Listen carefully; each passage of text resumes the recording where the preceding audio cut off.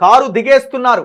Congress BJP వైపు BRS నేతల చూపు. కీలక నేతల్లో కొందరు పార్టీ మారే అవకాశాలు. కడియం శ్రీహరితో టచ్లోకి కాంగ్రెస్. కడియం చేరితే వరంగల్ లోక్సభ టికెట్. ఇప్పుడు ఆయన ఆల్రెడీ స్టేషన్ గన్పూర్ ఎమ్మెల్యేగా ఉన్నాడు. వరంగల్ లోక్సభ ఇచ్చేదేంది? ఇదేందో వెరైటీగా ఉన్నది. అంటే అక్కడ బై ఎలక్షన్ కోరుకుంటారా? ఇది ఎవ్వరనలే ఈ లైన్ రాసినారు వీళ్ళు. కడియం శ్రీహరి కూతురు బీఆర్ఎస్ ఎంపీగా పోటీ చేసే అవకాశం ఉంది అని అంటున్నారు. ఒకవేళ కడియం చేరితే కడియం కూతురికి వరంగల్ లోక్సభ టికెట్ ఇచ్చే అవకాశం ఉందంటే దాంట్లో ఒక అర్థం ఉన్నది. కడియంకి లోక్సభ ఎట్లు ఇస్తారు? ఆయన ఆల్రెడీ స్టేషన్ గన్పూర్ ఎమ్మెల్యేగా ఉన్నాడు. అక్కడ రిజైన్ చేసి ఇక్కడ ఇది చేస్తే కాంగ్రెస్కి అది అడ్వాంటేజ్ అవుతుందా? తర్వాత స్టేషన్ గన్పూర్ ఉప ఎన్నికలో కుమార్తె కావ్యకు పార్టీ టికెట్ ఆఫర్ అట. అసలు ఆ బై ఎలక్షన్ కోరుకోవడం దేనికి? ఆయనను అక్కడ రిజైన్ చేయించి ఆడబెట్టడం ఎందుకు? ఆడ మళ్ళీ బై ఎలక్షన్ కోరుకోవడం ఎందుకు? వేం నరేందర్ కోమటిరెడ్డితో అమిత్ రెడ్డి భేటీ. కాంగ్రెస్ సర్కార్కు దానం కితాబు. బీజేపీలోకి ఆరూరి రమేష్ నేడు అమిత్ షా సమక్షంలో చేరిక. ఈ పార్టీ ఉండదండి. ఇది బీఆర్ఎస్ అనేది ఖాళీ కావడం ఖాయం. బీఆర్ఎస్లో కీలక నేతలు పక్కచూపులు చూస్తున్నారా? కారు దిగేందుకు సిద్ధమవుతున్నారా? గులాబీ కండువా తీసేసి కాంగ్రెస్ లేదంటే బీజేపీలో చేరే దిశగా ఆలోచన చేస్తున్నారా? ప్రత్యర్థి పార్టీని పొగడమే ఎరుగని ఓ కీలక నేత ఆశ్చర్యకరమైన రీతిలో ఆహా ఓహో అని ప్రభుత్వాన్ని పొగడడం, ఇంకొందరేమో బాహాటంగానే ప్రత్యర్థి పార్టీల నేతలతో భేటీ అవుతుండడం, ఇలా బీఆర్ఎస్లో మునుపెన్నడూ కనిపించని పరిణామాలు చూస్తుంటే ఆ పార్టీ ఒకంత ఇబ్బందికర అయోమయమైన పరిస్థితిలో కొట్టుమిట్టాడుతోందని చెప్పొచ్చు. తాము గేట్లెత్తితే బీఆర్ఎస్ ఖాళీ అవుతుందంటూ మొన్నటికి మొన్న ముఖ్యమంత్రి రేవంత్ రెడ్డి ప్రకటించిన నేపథ్యంలో ఇప్పటికే కొందరు కీలక నేతలు కాంగ్రెస్తో టచ్లోకి వెళ్ళి ఉంటారా అనే ఆందోళనలు గులాబీ దళంలో వ్యక్తమవుతున్నాయి. తాజా పరిణామాలు కూడా బీఆర్ఎస్ నేతలకు గేట్లు తెరిచే దిశగానే సాగుతున్నాయి. ఇప్పటికే పెద్దపల్లి ఎంపీ వెంకటేష్ నేత కాంగ్రెస్లో చేరారు. Nagar Kurnool BRS MP Ramulu BJP తీర్థం పుచ్చుకున్నారు. Zaheerabad BRS MP BB Patil కూడా బీజేపీలో చేరారు. వర్ధన్నపేట మాజీ ఎమ్మెల్యే ఆరూరి రమేష్ కూడా బీజేపీలో చేరుతున్నట్టు వార్తలు వస్తున్నాయి. ఆయన మంగళవారం కేంద్ర మంత్రి అమిత్ షాతో భేటీ అయ్యారు. బుధవారం ఆరూరి కాషాయ కండువా కప్పుకునే అవకాశం ఉన్నట్టుగా తెలుస్తున్నది. కారు దిగిన నేతలకే టికెట్లు. కమలం ఎంపీ బీఫారాల్లో వారికి అగ్రస్థానం. 2 టికెట్లు ఖరారు. 4 టికెట్లపై త్వరలో ప్రకటన. మరో 2 స్థానాలపై బీఆర్ఎస్ నేతలతో చర్చలు. గులాబీ పార్టీని వెనక్కి నెట్టడమే బీజేపీ లక్ష్యం. వాళ్ళు చాలా క్లియర్గా ఉన్నారు. ఫస్ట్ కేసీఆర్ని కొట్టాలా, ఆ తర్వాత కాంగ్రెస్తోని ఢీకొనాలా. ఫస్ట్ కేసీఆర్ బీఆర్ఎస్ పార్టీ ప్లేస్ని ఆక్యుపై చేయాలనేది వాళ్ళ ప్లాన్. సో అందులో భాగంగా ఎక్కడికక్కడ ఇది చేస్తున్నారు. బీఆర్ఎస్ కూడా నేతలు కూడా మా పార్టీ పని అయిపోయిందని వాళ్ళు ఇది చేస్తూ ఉన్నారు. సో ఫస్ట్ అండ్ సెకండ్ జాబితాలో కూడా వాళ్ళకే టికెట్లు ఇస్తున్నారు ఎక్కువగా.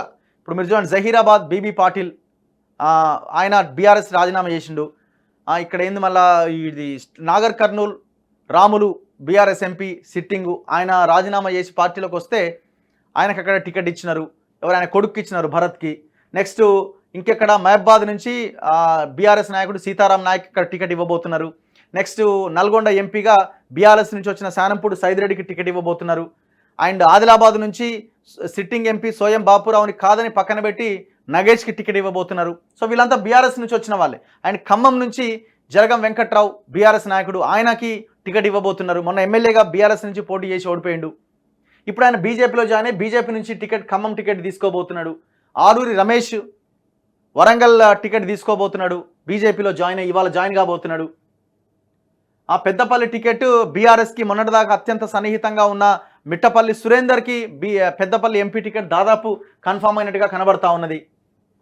సో ఆల్మోస్ట్ బీఆర్ఎస్ నుంచి వచ్చిన వాళ్ళకే ఇస్తున్నారు. దీనిపైన పార్టీలో ఉన్న నాయకులు కొంత అసంతృప్తి వ్యక్తం చేస్తున్నారు. ఇప్పుడు జితేందర్ రెడ్డి లాంటి వాళ్ళు, ఇంకా చాలామంది కొంత అసంతృప్తి వ్యక్తం చేస్తున్నారు. మురళీధర్ రావు, సో వాళ్ళకే టికెట్లు ఎందుకు అన్నది వీళ్ళు అసంతృప్తి వ్యక్తం చేస్తూ ఉన్నారు. సో ఏదేమైనా దీన్ని బట్టి ఏంటి, ఒకవైపున కాంగ్రెస్లోకి పోతున్నారు, ఇంకొక వైపున బీజేపీలోకి పోతున్నారు. కారేమో ఖాళీ అవుతుంది. చేవెళ్ల ఎంపీ రంజిత్ రెడ్డిని మళ్ళీ పోటీ చేయించాలని బీఆర్ఎస్ అధిష్టానం నిర్ణయించింది. ఆయన దాన్ని సున్నితంగా తిరస్కరించాడు. అసలు ఆ పార్టీ నుంచి పోటీ చేయడానికి కూడా రెడీగా లేరు. ఇప్పుడు మల్కాజ్గిరి టికెట్ షంబీపూర్ రాజుకి పోవాల్సిన అవసరం ఏముంది? ఎవడు పోటీ చేస్తలేడు, ఎవరో ఒకరని ఆయనకి ఇచ్చి పడేసినారు. ఆయన దాన్ని సున్నితంగా తిరస్కరించారు. తాను ఈసారి లోక్సభకు పోటీ చేయబోను అని ప్రకటించారు. సిట్టింగ్ ఎంపీనే పార్టీ టికెట్ వద్దనడం ఏంటి, ఎందుకు వద్దన్నారు, ఆయన బీఆర్ఎస్ని వీడబోతున్నారా అనే ప్రశ్నలతో ఆ పార్టీ నేతలు జుట్టు బిక్కుంటున్నారు. మండలి చైర్మన్ గుత్తా సుఖేందర్ రెడ్డి కుమారుడు గుత్తా అమిత్ రెడ్డి తీరు కూడా సందేహాలకు తావిస్తున్నది. తనకు బీఆర్ఎస్ నల్గొండ టికెట్ ఇస్తే పోటీ చేస్తానంటూ ఇదివరకే ప్రకటించారు. ఆయనే ఇటీవల ఆశ్చర్యంగా తాను పోటీ చేయలేనంటూ చెప్పేశారు. ఈ క్రమంలో ఆయన సీఎం రేవంత్ రెడ్డి ముఖ్య సలహాదారు వేం నరేందర్ రెడ్డితో భేటీ అయ్యారు. లోక్సభ ఎన్నికల్లో భువనగిరి నుంచి అవకాశం ఇవ్వాలని కోరినట్టుగా తెలిసింది. అమిత్ మంత్రి కోమటిరెడ్డిని కలిశారు. పైగా బీఆర్ఎస్ అధినేత కేసీఆర్ సోమవారం నిర్వహించిన సమావేశానికి అమిత్ గైర్హాజరయ్యారు. ఈ పరిణామాలు నల్గొండ బీఆర్ఎస్ శిబిరంలో చర్చనీయాంశంగా మారినాయి. కొత్తగా కడియం దానం పేర్లు కూడా వినబడుతున్నాయట. బీఆర్ఎస్కు చెందిన కీలక నేత స్టేషన్ గన్పూర్ ఎమ్మెల్యే కడియం శ్రీహరి బీఆర్ఎస్ని వీడి కాంగ్రెస్లో చేరే అవకాశాలు ఉన్నట్టు వార్తలు వస్తున్నాయి. ఇప్పుడున్న పరిస్థితుల్లో బీఆర్ఎస్కు కడియం ఎంతో కావలసిన నేత.